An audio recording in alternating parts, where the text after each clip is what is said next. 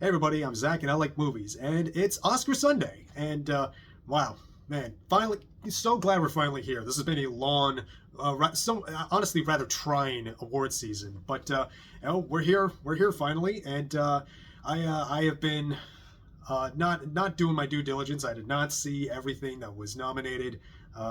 When you get slammed with work and then you immediately after that you get slammed with the worst fever you've had in literal years, it's hard to find the strength to make the time.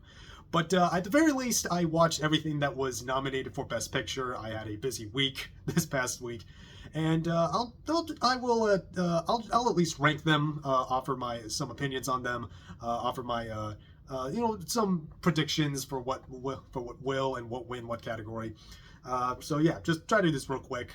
Like, finally glad to be here. All right. So starting off, number 10, F1 the movie. This was one of the movies ever made. I really didn't care for this. I thought this was just a soap. I thought this was, for the most part, very bland, very forgettable. Even for like a big get the asses in seats blockbuster, I found this so lacking. I like, if I saw it, maybe if I did see it in IMAX where it was intended, I would be a little more swept away with it, like, because the racing scenes are really well done. Like, it does, like, this was made by Joe Kosinski, who we all know did Top Gun Maverick, and he employs a lot of the similar, like, a lot of the practical, as much practical racing as possible as he did with the practical jet flying in Maverick. But to be fair, the racing scenes are really good. The effects are quite good, or the effects are quite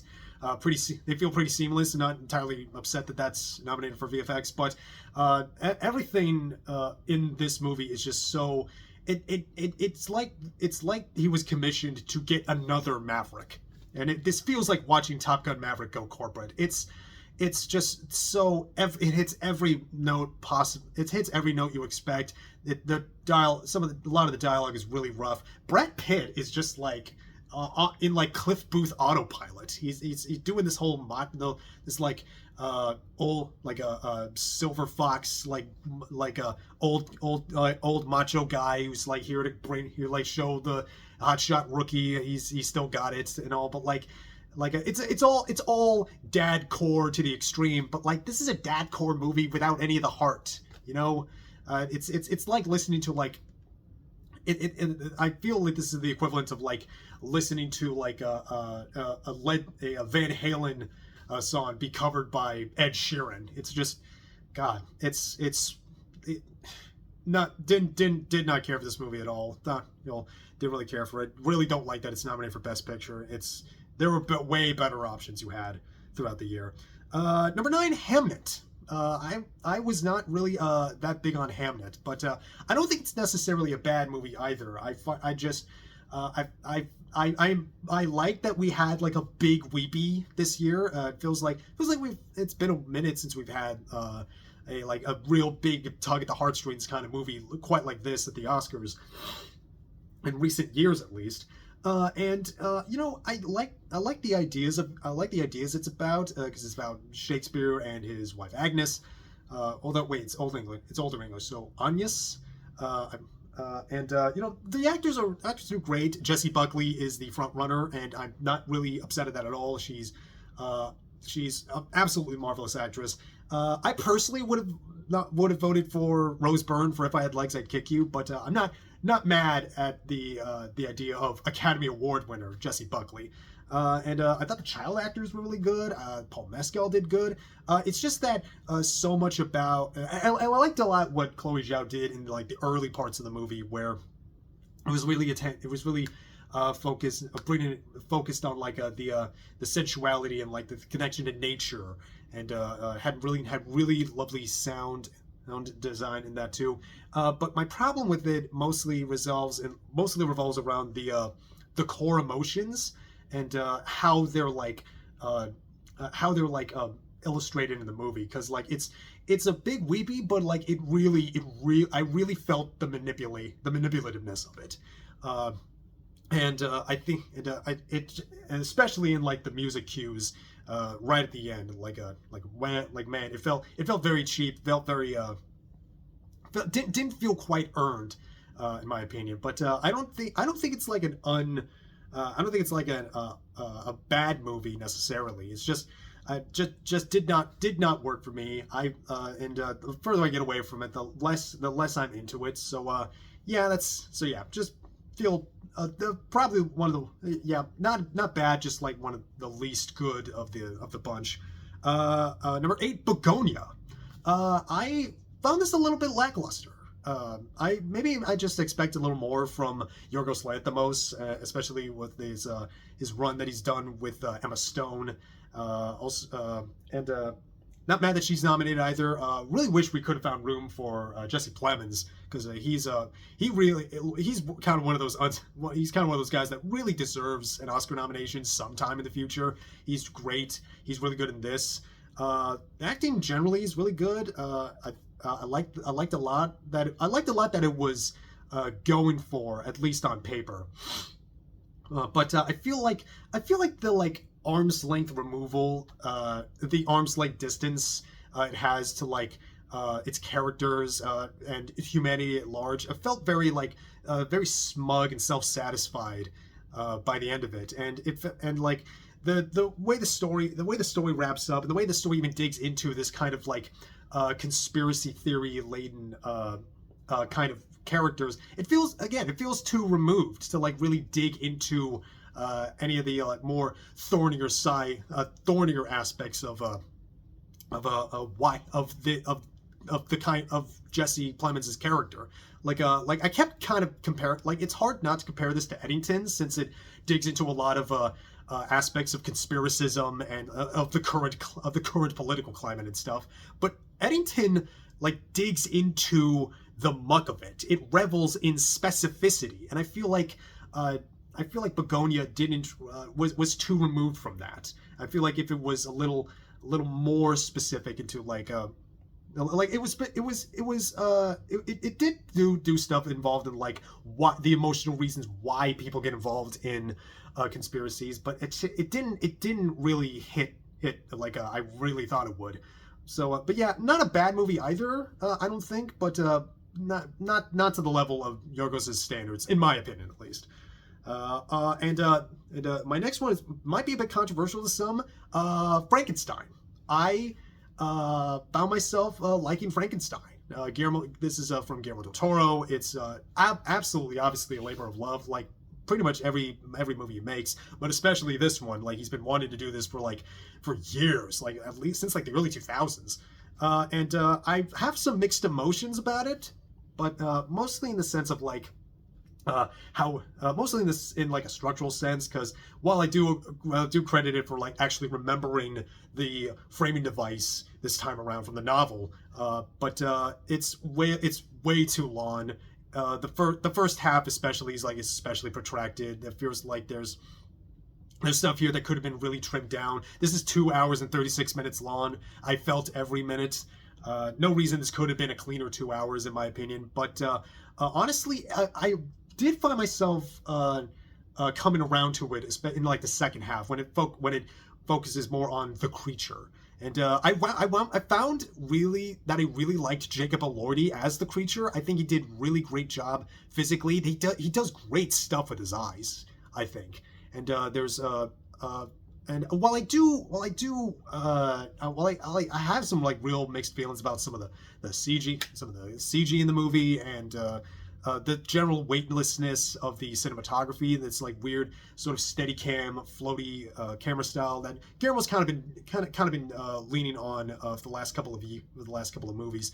I do think it is generally a really pretty movie, especially the set design and the costumes. My God, everything Mia Goth wears is just absolutely gorgeous. And I would defend it as a work of adaptation. It's not. I think there's been a lot of conversation about it, and a lot of talk negatively towards Guillermo, where it's acting like he doesn't know either the novel or Gothic literature at all. Which now, one, I haven't read the original novel in a while, so maybe some of my issues with it, and maybe some of my defense of it, is kind of just what I what I remember from it. But just I'm sorry, the very idea that Guillermo del Toro of anybody doesn't understand the Gothic is downright insulting.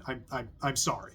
I watched a really great video by Princess Weeks about Frankenstein, about Guillermo's Frankenstein, and how Guillermo adapted it. And I feel like it's a really interesting way that it adapted not just the novel, but sort of like felt in conversation with not just Guillermo's work and Guillermo's own personal life, but also the other adaptations of Frankenstein.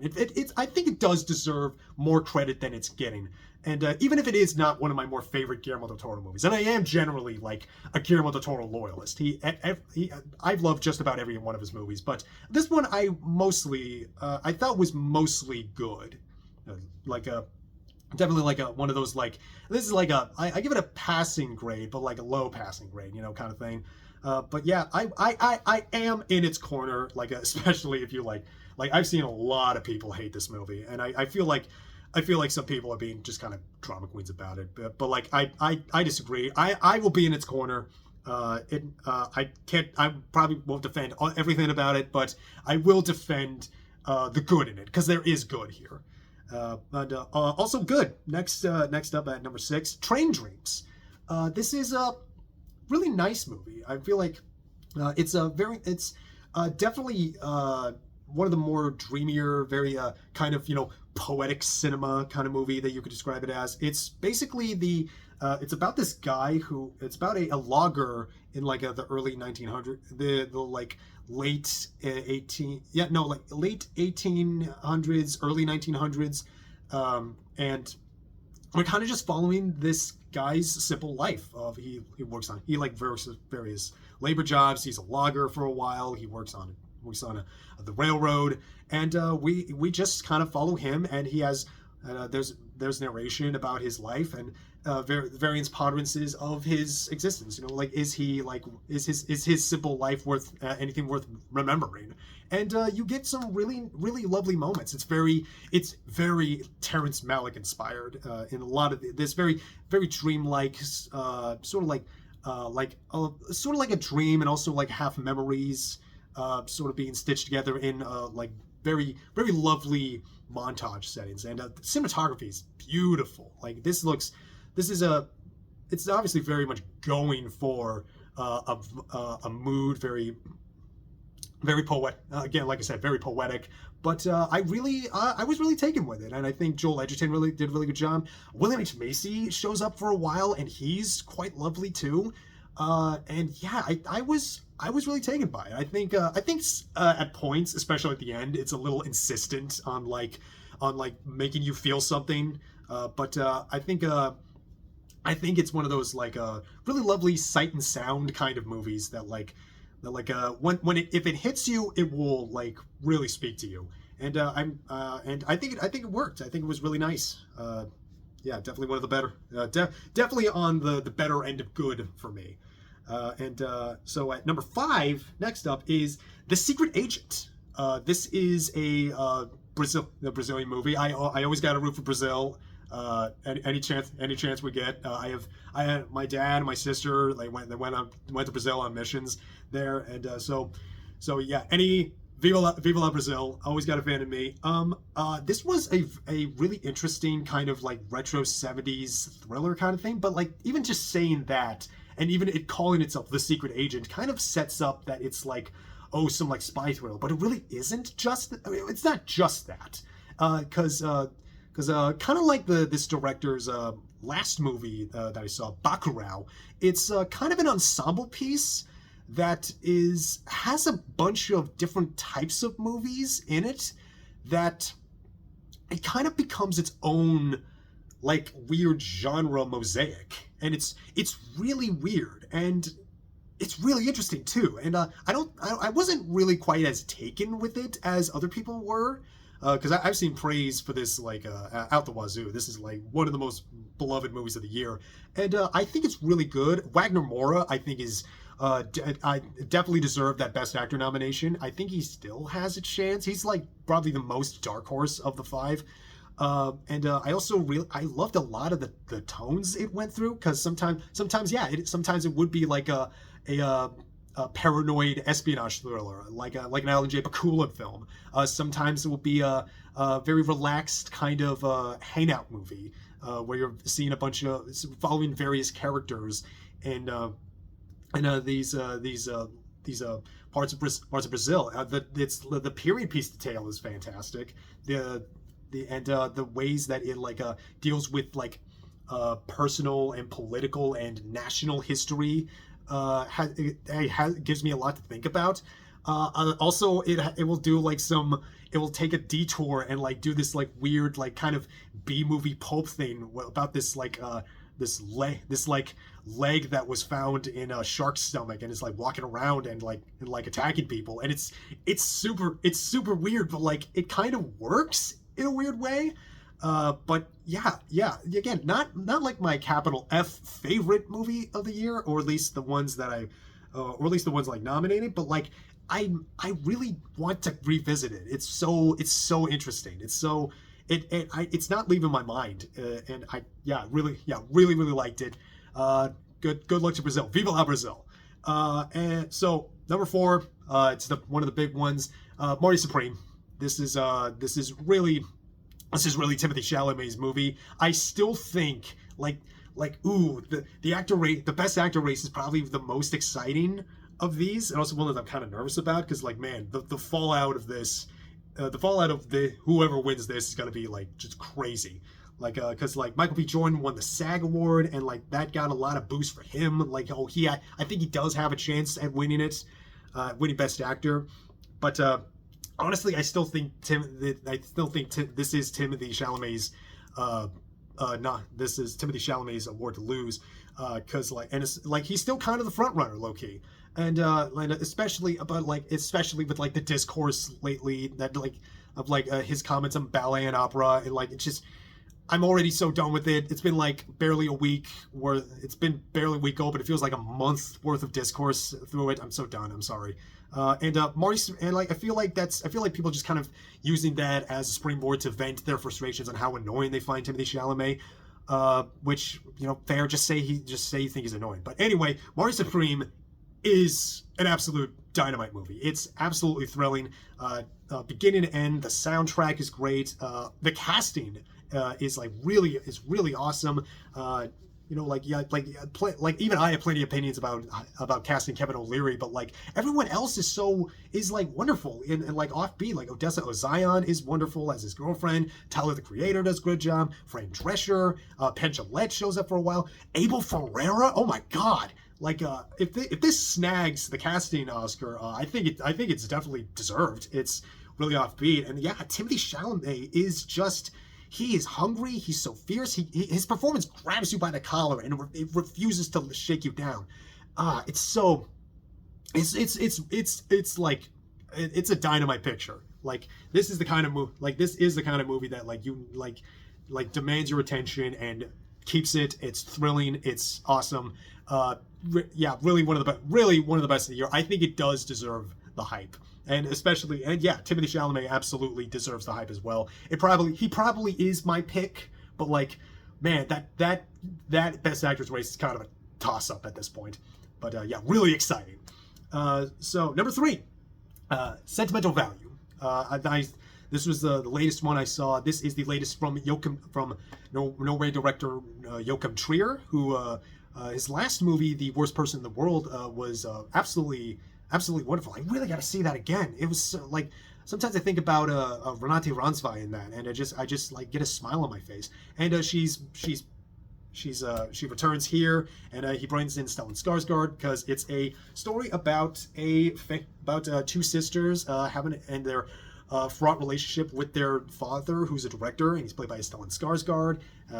Stellan wants Renate Ransvai in his movie, and she refuses, and he gets involved with another actress played by Elle Fanning, and everyone here is fantastic. This I can't believe this didn't make the cut for best casting. Everyone here is wonderful, and their performances are so tender. Renate Ransvai, she shines so bright in this.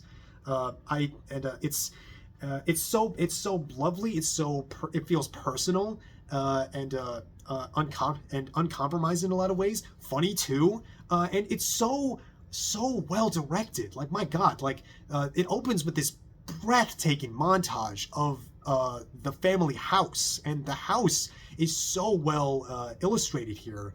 Like it's one of those like the house is a character. No, this absolutely is a character, and it even gives the house its own ending, and it's really sweet, really tender. Like this is one of those like beautiful like sort of high art dramas. It's not like high art. It's not like avant-garde or anything, but it's like a really great prestige drama that is absolutely worth its salt. It's beautifully filmed, wonderfully written, breathtakingly performed.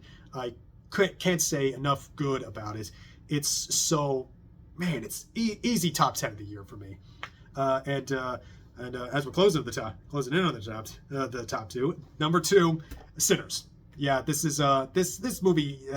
God, this movie rules. It's absolutely breathtaking. It's so sorry.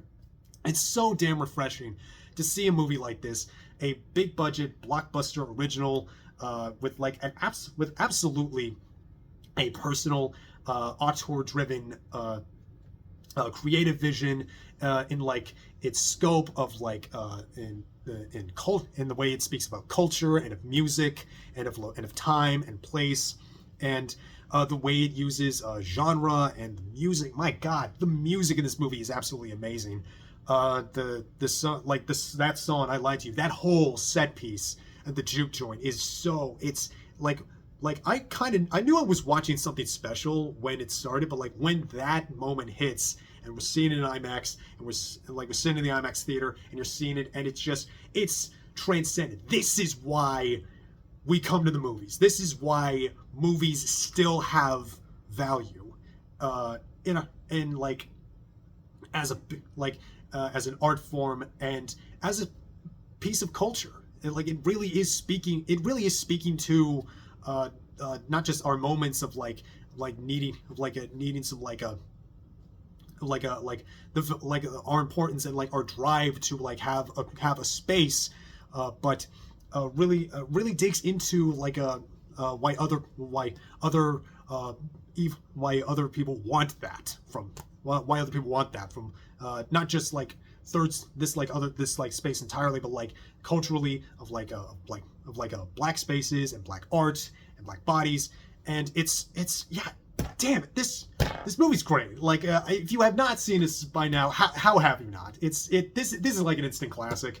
It's Ryan Coogler. My God, I think this is definitely sweeping at least a good chunk of its awards. It's like the most nominated thing ever, even more than like Return of the King apparently. And yeah, maybe Michael B. Jordan could win best actor. It's definitely in the cards. I think it's definitely getting original screenplay. So Ryan Coogler is at least getting that. But its biggest competition is number one. Yeah, one battle after another.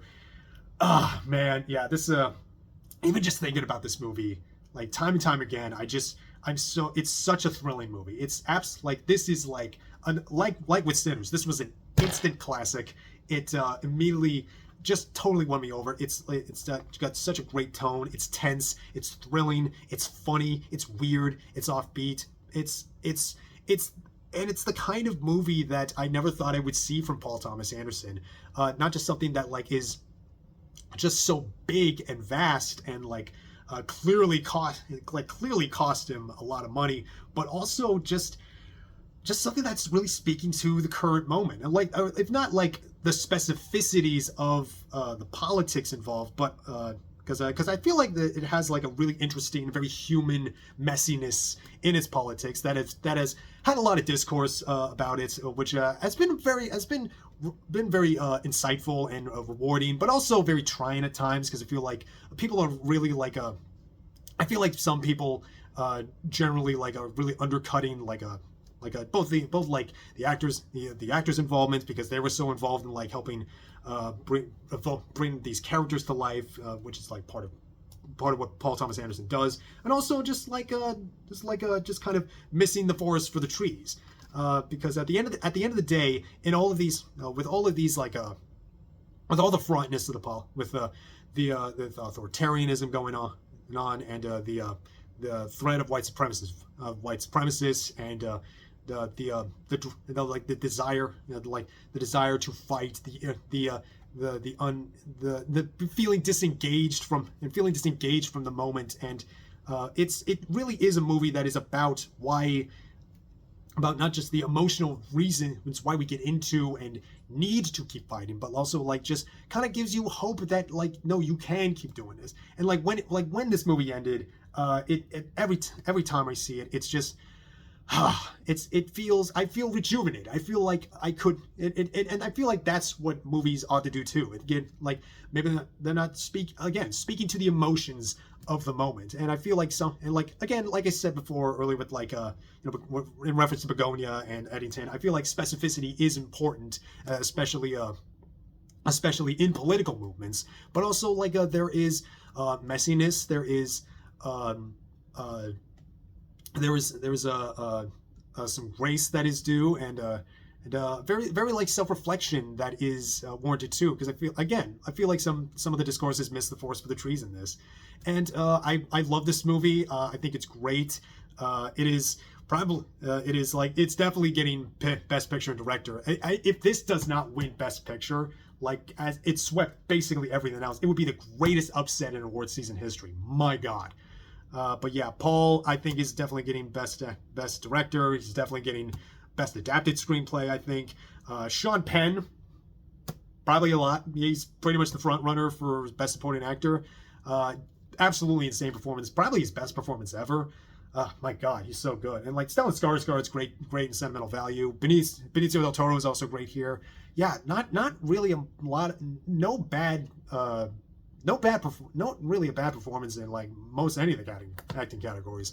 But yeah, this is one of the movies of the decade for me. And you feel free to comment what you think about that. And yeah, that's just kind of my thoughts, just a bit rambling thoughts about the Oscars. And yeah, this is it. That'll be it. Looking forward to what wins tonight. And yeah, kind of feel I just thought I'd shoot this out really quick. And yeah, well, that's it. I'm Zach. I like movies. I have a whole bunch of movies to watch, and I like, well, if I don't like the Oscars, I at least like talking about the Oscars, because there are definitely plenty of conversations to be had in terms of what wins, what gets nominated, what gets left out. Man. So yeah, the movies. Gotta love the movies. And I will see you all tomorrow after where we talk about the reaction to the Oscars. And I will see you all then. Until then, you take care of yourselves.